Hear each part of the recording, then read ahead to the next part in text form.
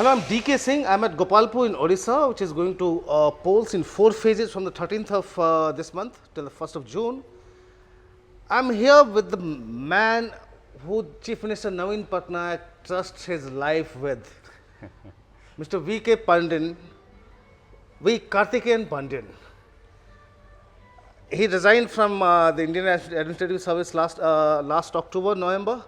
He has been Chief Minister Naveen Patnaik's shadow for over a decade now. Until last November, as his private secretary, when he resigned from the Indian Administrative Service to join the Biju Janata Dal. He is a full-fledged politician now. Let me ask you this question. Why would a young, bright IAS officer in his prime resign from the IAS and join politics? And that too not in his home state or Janmabhoomi, but in his Kambhoomi where he has worked. I would say in just 2 lines that my inspiration is the Chief Minister, the way he has been working for the state, which motivated me to come and help him. If my father or grandfather have been working so hard, I would not be sitting in office and doing something else. I would be with him. That is the emotional connect I have with the Honorable CM. I consider him as my guru, and every aspect of his life has been an inspiration for me.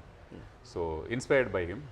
Number 2 is that what was the timing and how final push came is because last year January I started moving around the districts. Because of post-COVID, we couldn't have the CM's grievance cell functioning. Because COVID we stopped it for some time.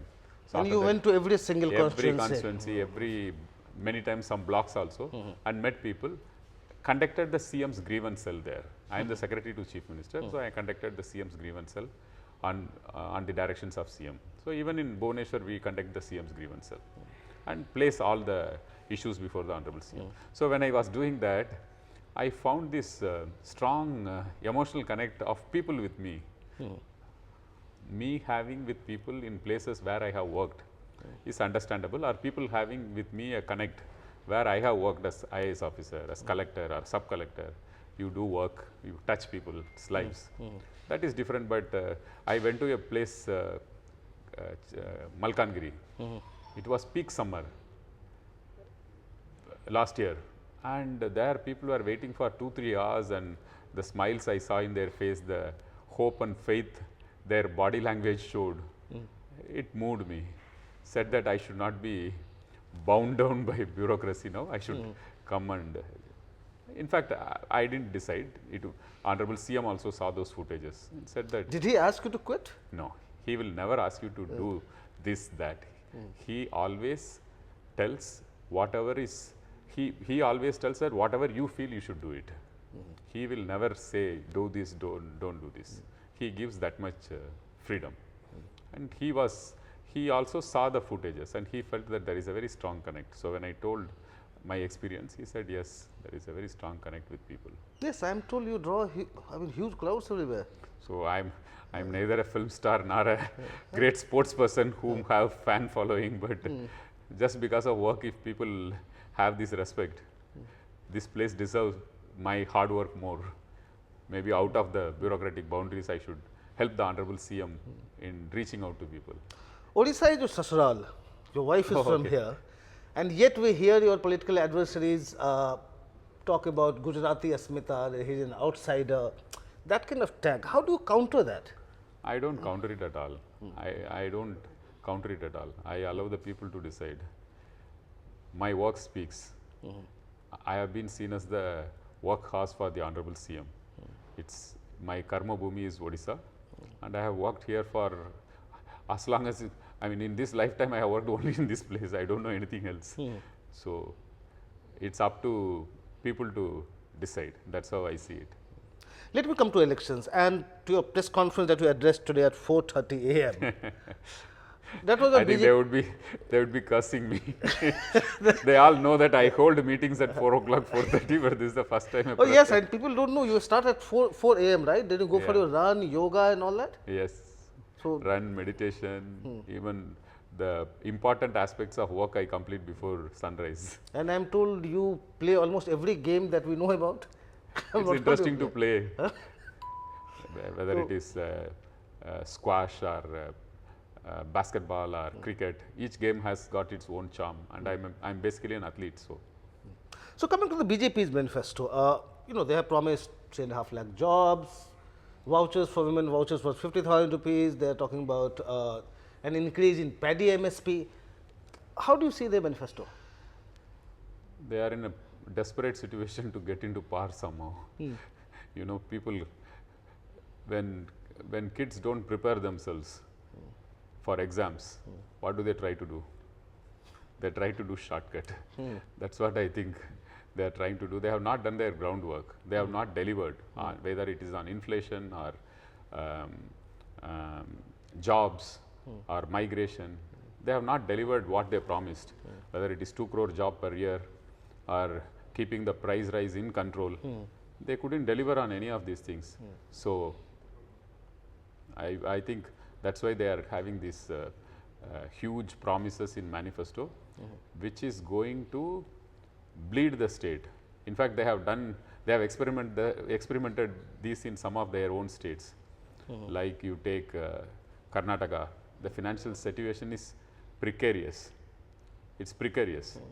You take Madhya Pradesh, you take, in fact, Rajasthan also. Both this competitive populism by BJP and Congress will take the country backwards. And history will judge them very wrongly for what they are doing for those states where they have promised. In fact, in Odisha, if they promise 50,000 rupees, 2 crore women are there, it's 1 lakh crores in 1 year, 2 years. From where you will get 1 lakh crores? Your financial surplus for all the schemes put together is 30,000-40,000 crores. You do health, you do education, everything with that. How do you promise these things which you cannot deliver? They are trying to somehow get into the government. So you promise the moon, and then after that you can't deliver after 6 months or 1 year or 2 years. Like for example, the per capita debt of Odisha was one of the highest when Naveen Babu took over as chief minister. In 2000, Now it's one of the lowest in the country. We have the highest revenue surplus, whereas all these double engine states have the highest per capita debt. They are inheriting to the future generations a broken economy and a hopeless situation. Broken economy we can take in terms of economic indicators. A hopeless situation. How do you compete with South Korea, China, Vietnam, Indonesia, Gulf countries, Malaysia getting investments if you are going to be so populist? Where will your surplus come for promoting investments? But how do you convince the voters who seem to be getting increasingly transactional of late?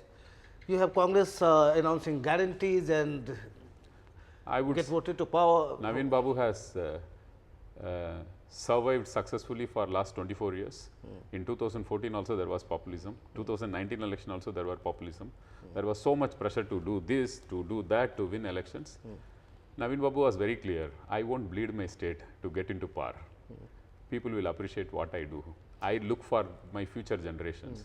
Those youth of the state should think that this person had a chance to do something substantial for the state, but he wanted to get stuck to the seat and he promised the moon and he killed our future. This is what Congress and BJP are trying to do now, and history will judge them for what they are doing. You are talking about Naveen Babu's work. Actually, we always wonder, what's the secret of this enduring popularity? I mean, he has never been defeated. Is it the welfare schemes? What is it? His approach to politics is different. If you listen to his speeches, he sees politics as a medium to serve people. He doesn't see politics as a medium to be in power. And this difference in approach, people of Odisha appreciate. They understand this. This man is here to serve us, not to enjoy power. And that I would say, whatever schemes you talk, whatever other benefits you give, great governance, but that commitment for the cause of people is something which touches the people. That's the credibility which he establishes with people. And that is why after 24 years he has pro-incumbency Jai Jagannath, Lord's grace. For pro-incumbency he has. After 24 years, he is the most popular chief minister in the country. You have social media scrutiny, you have TV scrutiny, you have 24/7 scrutiny of every kind available. But he continues to be in a democratic country, in democratically set up elections, he continues to be the most popular chief minister. And you also seem to have chased him a bit. We suddenly see his video clips. He's going traveling somewhere. We see his video clips with you saying something. There's something new about his. Actually, with technology, we have to live up to the next generation's needs. So that's how I see it. Prime Minister Narendra Modi has set this time frame, like on the 10th of June, a BJP chief minister will be swearing in. Then we heard Naveen Babu saying that he's daydreaming, and then we heard you in one of your rallies saying that okay, you set the time between 11:30 and 1:30 on the 9th of June for Naveen Babu to. So I would humbly like to share that in 2019 the Honorable Prime Minister had made this prediction in Kendrapada Parliament campaign that Naveen Babu will have his farewell in 2019. This time he has changed the word to expiry. Last time it was farewell. So in 2 hours, the Honorable Chief Minister replied to him saying that 2 phases of elections are over. We have already got majority. BJD has already got majority. 1 phase is still left out. So we would humbly invite the Honorable Prime Minister to come for our oath taking, BJD government. And it happened in such a way that in 2 phases majority was crossed. And this time also, when we talk, it's not rhetoric. I think we know the numbers, and Honorable CM always keeps his ear to the ground. Perhaps Honorable PM wanted to motivate his cadre, and also he has to speak like that. But he has such great respect for Honorable CM. Tell me something, you were talking with the BJP for an alliance, and now suddenly within weeks you're fighting it out in the field.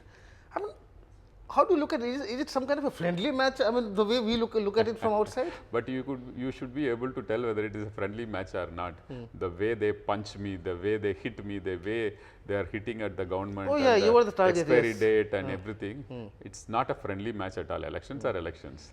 And I would like to say that the discussions, whatever has happened at whatever level, was between 2 leaders who share a larger cause. That's how I see it. But why did you have to even start talking? Because you have a clear edge No, here. I had clarified earlier also that it's not for anything for political arithmetic or elections. It's beyond that. It's people development. That way only one should see. It's beyond politics. Naveen Babu is known to do stuff beyond politics. And why did this alliance talk fail? I mean, what happened? The alliance talk never happened. It's an idea which was being shared between 2 leaders. It was not a structured alliance talk. And who wanted? You wanted or they wanted? No. I would not get into that because then there will be controversy. It is between 2 leaders who thought that they can show statesmanship by coming together. And they thought that it will greatly help the state and the country. That is their thought process, which some people could not understand. They wanted electoral politics to continue. Maybe. Yeah. Until recently, the Prime Minister, the Home Minister, they would be coming to Odisha and praising the Chief Minister for his work and how central schemes have been implemented. Suddenly, you find them criticizing that okay, Odisha is not even spending the money given by the centre, schemes are not being implemented. I think they continue to praise. In heart, they all praise Naveen Babu. They are all big fans of Naveen Babu, and Naveen Babu has also got a lot of respect for all their good work. This is election time, maybe some fireworks has to happen to make elections interesting, but otherwise they know what Naveen Babu has done for the state, its language, its people, its culture, everything. He has given a new identity to Odisha. People of Odisha are able to walk 2 inches taller.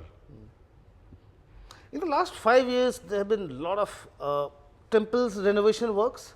You yourself have been spearheading it. Then you are also promising renovation of Jagannath temple in every village now. Is it that you are turning more religious, or the BJP is getting under your skin? You have to counter their Hindutva appeal. No, it has nothing to do with Hindutva.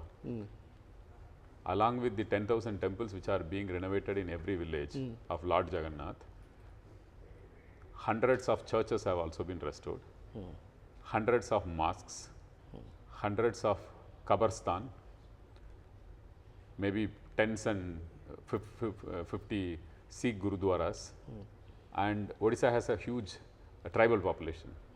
Tribal people believe in their own traditional gods. Even their prayer places are getting renovated. It has nothing to do with religion. Our Naveen Babu doesn't believe in religion-based politics. He is doing cutting across. His uh, his philosophy is, or his commitment is, that he will respect your faith.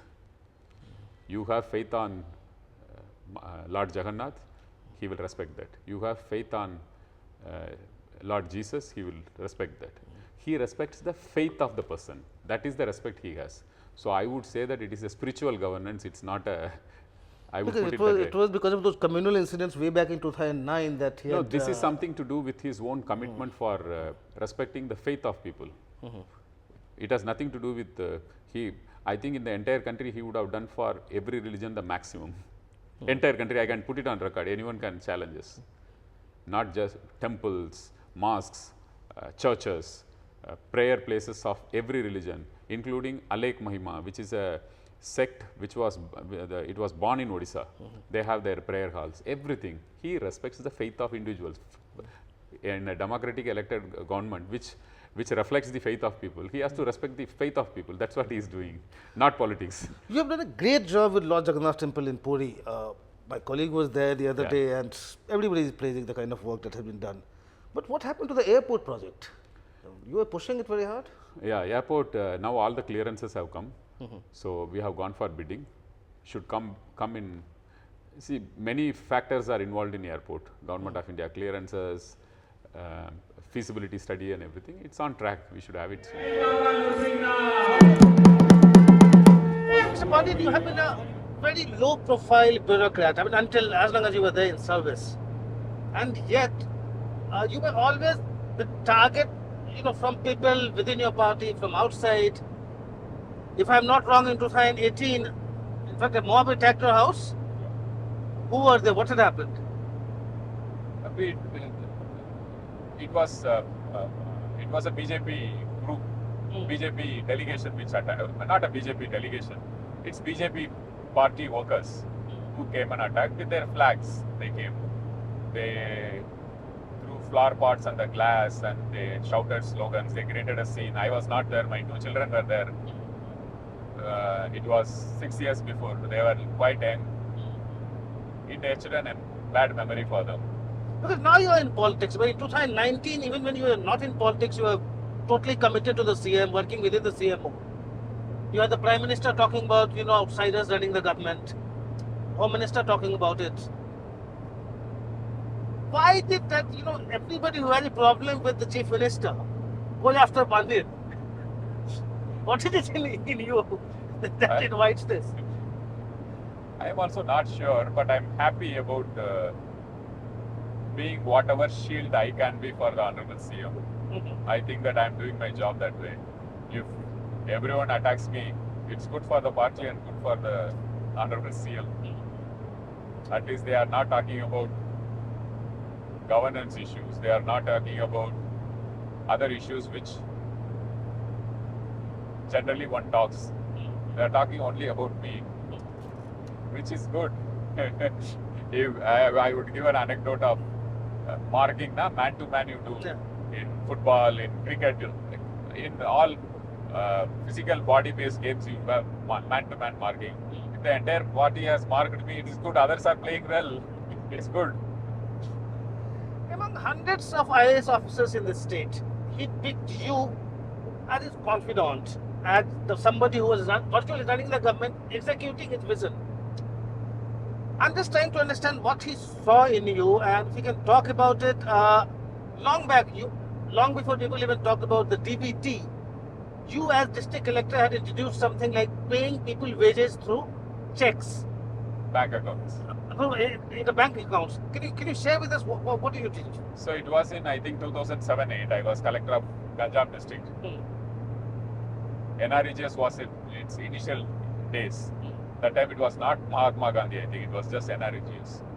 And hundreds of crores were being spent. Good intention, noble intention to empower the poor, give them proper wages. The heart and soul of NREGS is wage payment. But if you have subjectivity in wage payment, which you cannot make people accountable, if you pay through cash, workers coming to NREGS work sites, they won't be able to shout at people saying that, oh, you are supposed to pay me 90 rupees, but you are actually paying 60 rupees. They won't be able to do it. In the ecosystem which was prevalent at that point, nobody will be able to raise questions. So corruption will happen.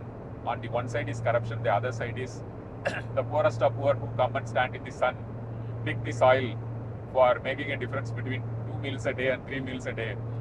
If his money is getting cheated, I think government administration can run the extra mile. So I thought that we'll introduce bank payments. There was no Jandan, there was no mandatory zero accounts. With my team, I got about 1,20,000 accounts open at that point of time, involving the banks. It's a teamwork. Yeah. So most of our honorable MLAs from the district, because CM belongs to this district, they all went and told honorable CM. In fact, they complained. This young collector is doing something which is not practicable. He is wanting to pay all the wages through banks, which may not be practical and which may not be good. This is 2008 we are talking about. 2009 is the general elections. So elections are just 6 months, 8 months away. Why don't we ask him to hold on, do a pilot or something in one block and then try and do it later? Or why can't he do it after the election? This is something which we have not experimented. Nowhere in the country it is being experimented. Why he is trying to do? So Honorable CM called me, Naveen Babu called me and asked what's happening. Are you sure about what you are doing? I said, yes sir, I'm sure. I explained to him, this is what I'm trying to do. And Ganjam people will be greatly benefited. Money will go to their accounts.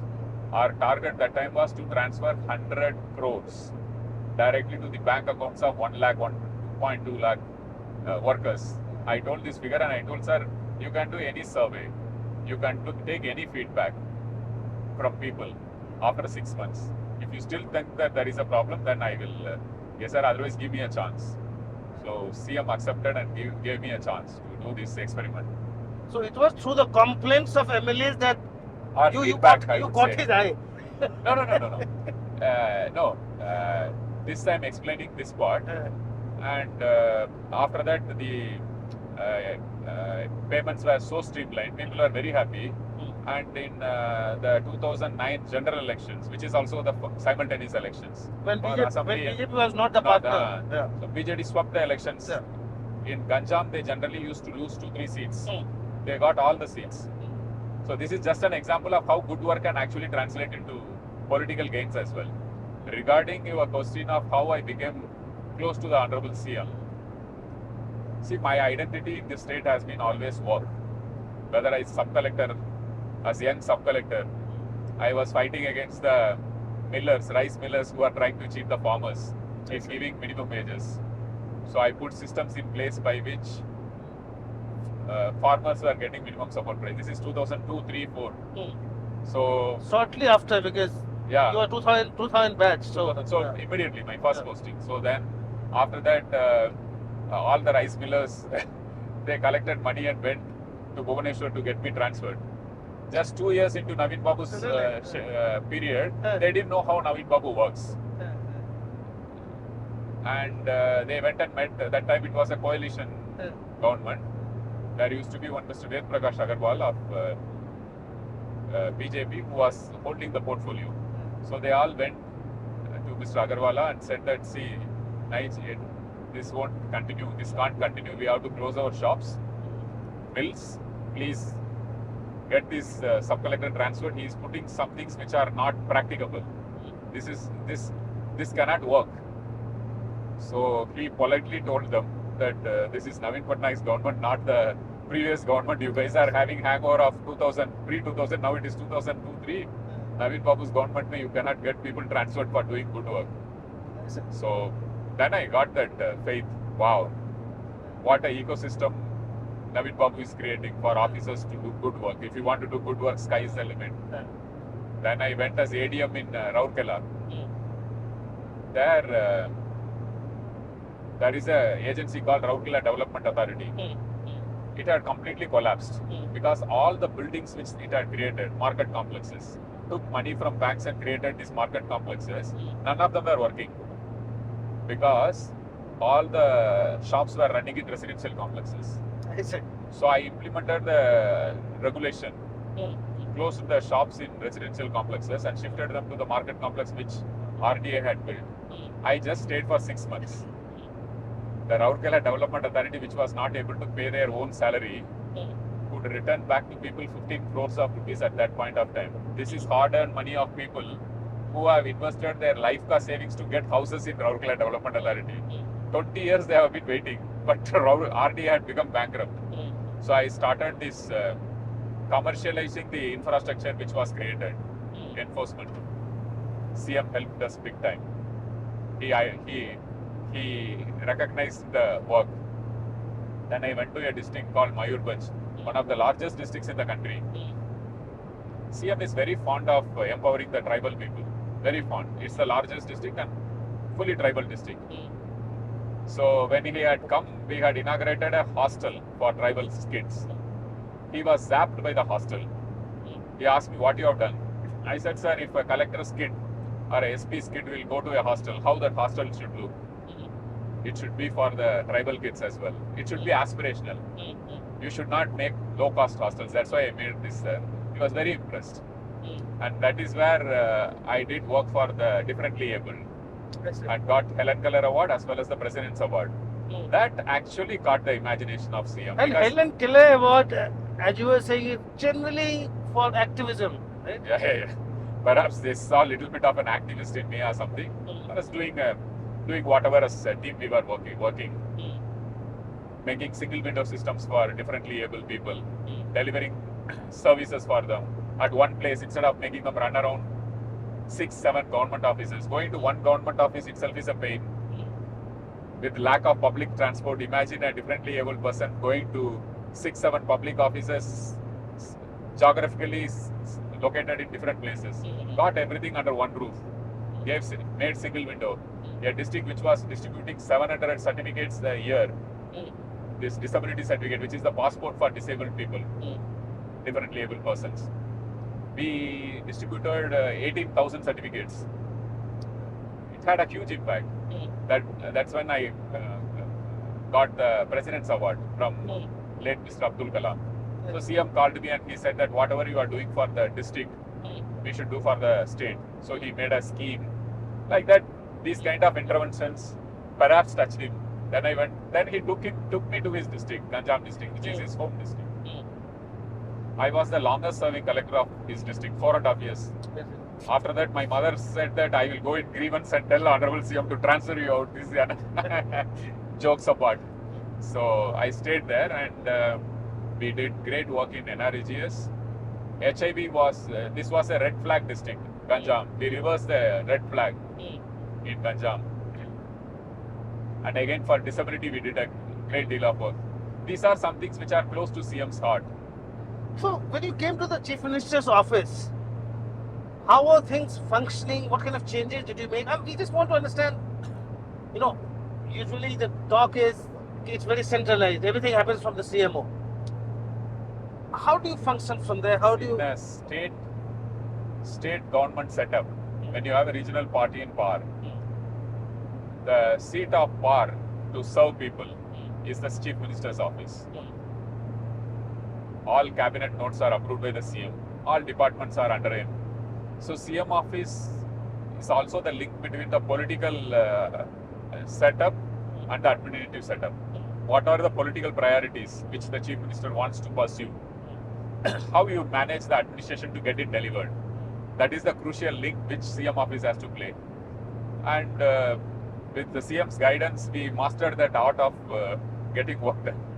So I am told you reached the Chief Minister's house early in the morning, and from then on, work starts. Can you tell us something about Naveen Babu's style of functioning as the Chief Minister? He gives lot of freedom, and he fixes accountability. He is a tough taskmaster, but once he trusts you, he will give you lot of freedom, and he will appreciate every good work. And if there are mistakes, bona fide mistakes, he'll stand behind you. That is the faith he will give. He will give that confidence to you, not just me. To the entire bureaucracy, he gives that confidence. In fact, his theme for governance is talisman of Mahatma Gandhi. That when you are in dilemma about taking a decision, think about the poorest of poor person. Whether the decision which you are contemplating will have a positive impact on that person's life. If it is so, go ahead. That is the right way to do. Forget about any other limitations of procedure, law, legal. That all can come later. But if you can help a person, help him. General perception outside is that he is mostly reserved. He stays at home. That's his that's his style of functioning. But he is completely hands-on. There are people who shout from the rooftop and do governance. There are people who are very quiet and do governance. Each have their own strength and weaknesses. Naveen Babu's strength is his silence. He speaks that one word and the entire state listens. Like for example, that statement he made yesterday about BJP has a habit of daydreaming. He used conscious. They have a habit of daydreaming. So his one-liners, either in politics or in administration, that's the talk. He means whatever he says. So people take it very seriously. And he delivers. The entire country has been talking about his cyclone management, disaster management. How does he do things differently there? You take in any field, he does it very professionally. In disaster management, in 1999, we had a super cyclone. More than 10,000 people had lost their lives. So it had hit CM he was not CM at that time. So in 2000, when he took over, Odisha being located in the neck of a peninsula, always you will have cyclones. But I have to take the state forward. People should not die. Cyclone can happen. Property and life loss I should reduce. So he did a scientific analysis of the entire coast, involved IITs, did vulnerability mapping, found out with what wind velocity, how much wave height will happen and how much flooding, inundation will happen, what kind of an impact, complete scientific. Put cyclone centers, put embankments, created a cadre of disaster management volunteers, used the latest technologies to disseminate, involve the community. So when Phylin hit us in 2012-13, the entire world predicted it's going to be very bad for Odisha. Thousands of lives will be lost because it was 290 kilometers per hour was the prediction. Whether it was US sites or Europe-based sites, all of them predicted very bad for Odisha. Girdhar Gomang had gone to astrologers when it happened in 1999. Yeah. So this 2013 was the first test for Chief Minister.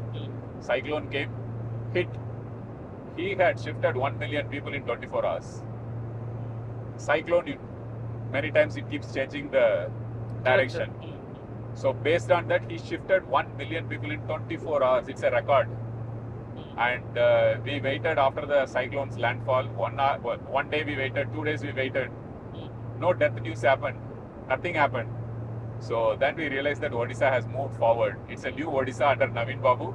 He has empowered people to face cyclone, look into the eyes of a disaster and come out victorious, successful. That's how he has empowered. Complete professionalism, complete commitment, sir.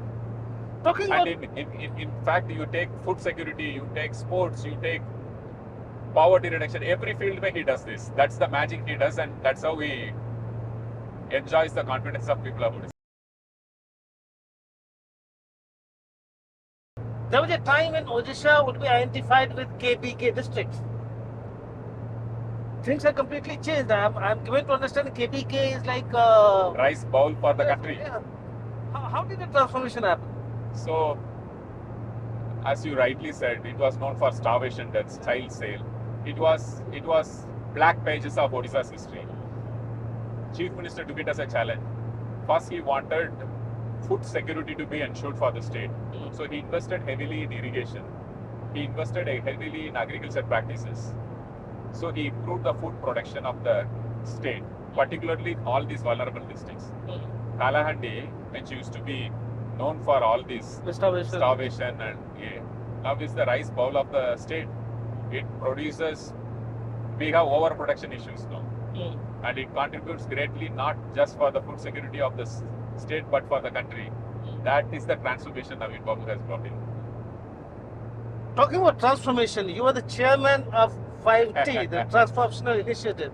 It's like you bring everything together. There is no scheme, there is no department, there is nothing called 5T department, or there is no manpower. It is basically the governance mantra of Chief Minister. His governance mantra is you have to be transparent, first T. You have to use the latest technology, second T. You have to ensure teamwork, take everyone along, community. Then in government we all often forget time consciousness. We don't have that. We don't have time audit. So introduce the concept of time audit. If a bridge has to be done in 2 years, you should do it in 2 years. Fix accountability otherwise. Take action. So fourth is time. Use all these and bring about the fifth T, that is the transformation. This is his governance principle.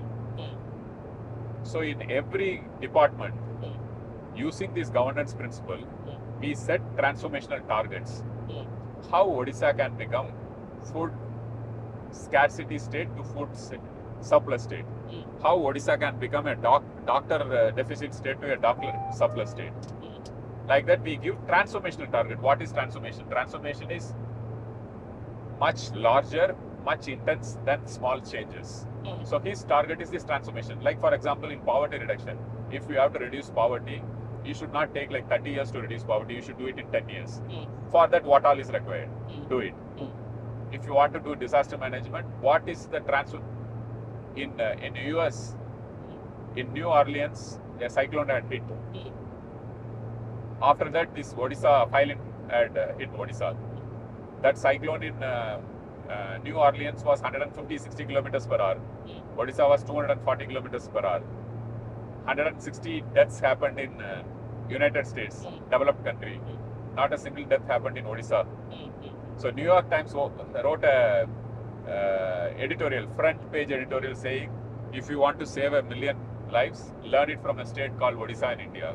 You can Google it and see it. So that is the transformation he brings about, not changes. You set benchmark nationally or globally. That should be our aim. If you want to get investment, make an ecosystem for investment. You should be the top 3 investment destinations in the country. We are the number 2 destination for investments in the country right now, manufacturing investments, just after Maharashtra. In no time we should be the top, and we should continue in top for quite some time. What is this new Odisha vision you are talking about now? Honorable CM's dream or vision is by 2036, when Odisha will celebrate its 100 years, we should see a new Odisha, an empowered Odisha. What is an empowered Odisha? Every person in Odisha should be able to dream big, and they should be able to achieve their dreams. That is how you empower a population, a race, a state. That they have that confidence. So you create an ecosystem. You give health security to them. You provide the best of education facilities. You asked about 5T transformation. All the high schools in the state have been transformed.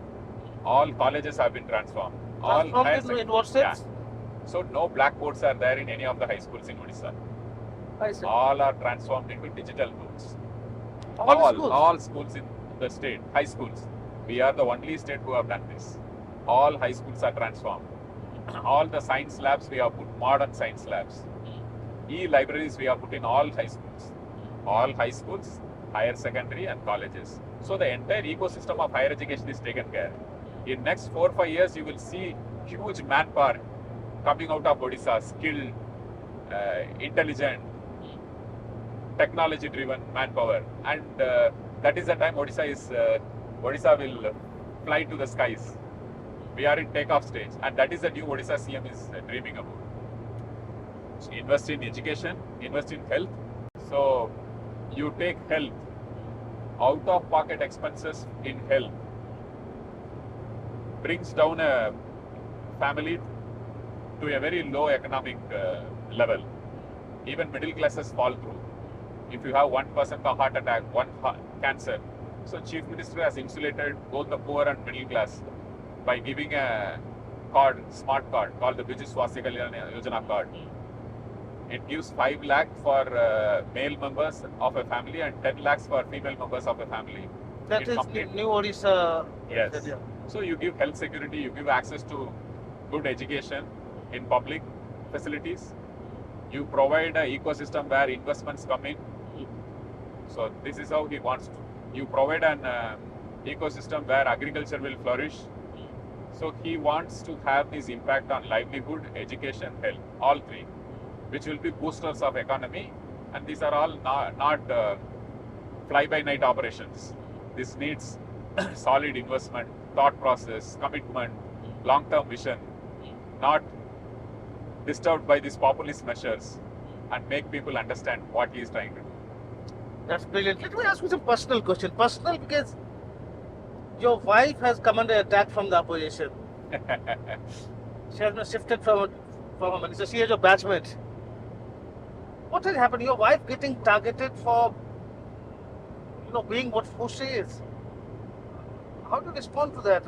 Because it will keep happening, I suppose, now that you are in political life. It depends on the value system of the opposition. It reflects on the value system of the opposition. How, on what parameters you want to fight an election, or on what grounds you want to fight an election, whether you want to make it personal, you want to make it professional, you want to make it political. So it reflects poorly on the opposition who have got it done. So VK Pandian is totally committed to the Chief Minister. How committed is he to the family? How much time does he give? I am committed to the Chief Minister. I am committed to the state. And I have 2 kids. Both of them support me fully. How old are they?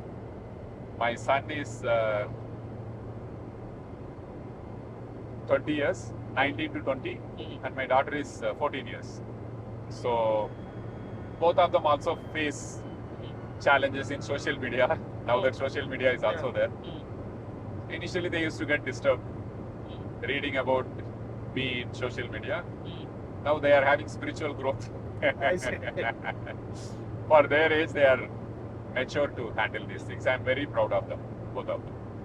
Before I wind up, let me address this elephant in the room. Everybody has been talking, and I know you have constantly been saying that you are not successor because the Chief Minister is still here, Naveen Patnaik is still there. Absolutely.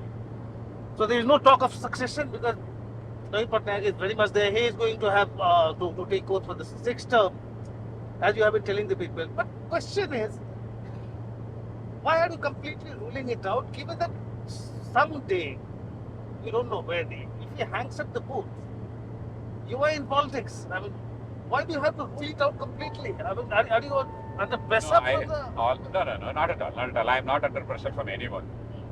I made this statement very clear that I am working for the Chief Minister, and CM has made it very clear that people of Odisha will decide who will be his successor.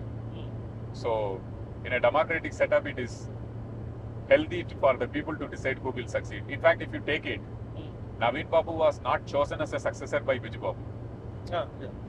I'm given to understand that you are a big fan of Biju Babu's style of governance also, I'm told. Absolutely. So how is son different from him? Not just me. I think the entire state is a fan of Biju Babu's kind of... he's not a person. He's a phenomenon. He's not an individual. He's an institution, actually, you may say. Opposition parties are actually calling you an outsider, while there's tremendous enthusiasm that you see in the crowd when you go there. In your road shows, I've seen videos, there's tremendous response. Does that comfort you? My only objective is right now to deliver the message of Chief Minister to the people. How many seats to the BJP and to the BJT in the Lok Sabha as also in the Assembly elections? Biju Janata Dal will get 3/4 majority in Assembly, and in Parliament, BJD will get more than what we had earlier.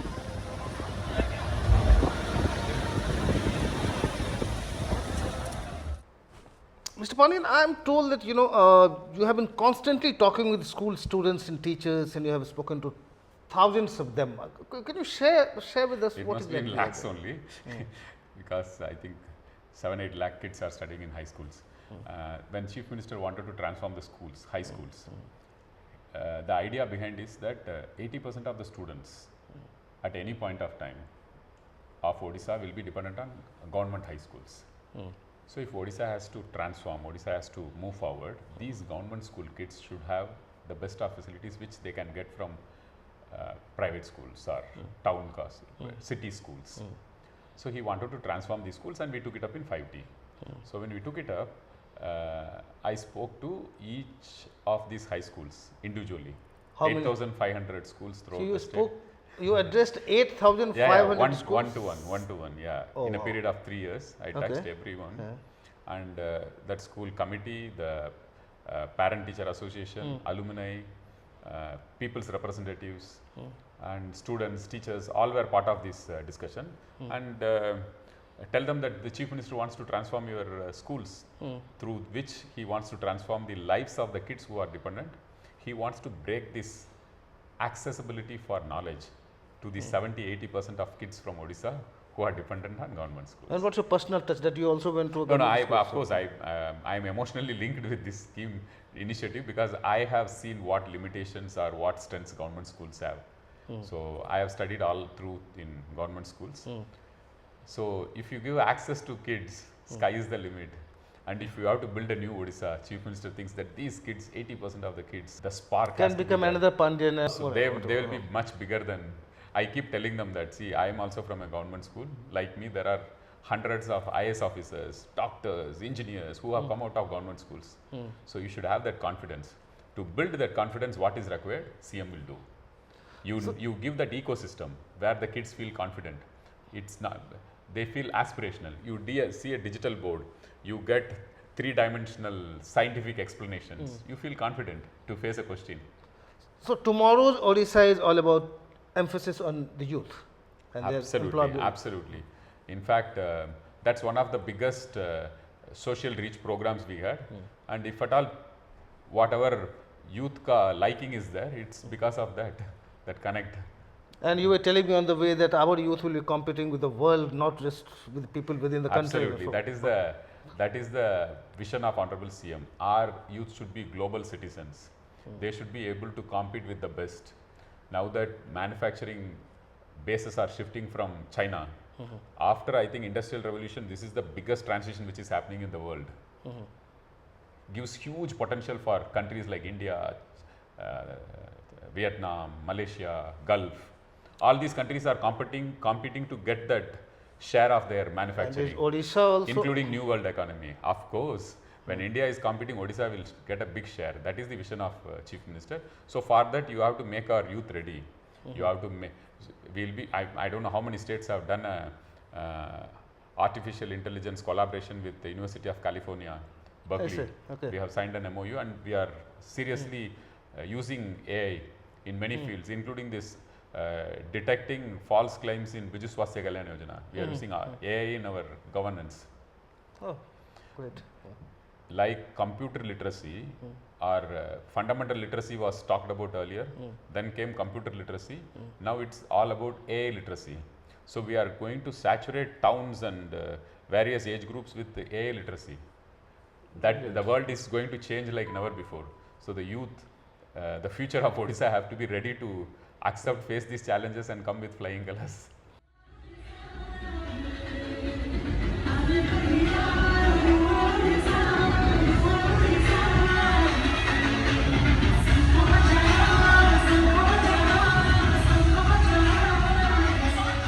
Mr. Pandian, quick two questions. We are in Padampur.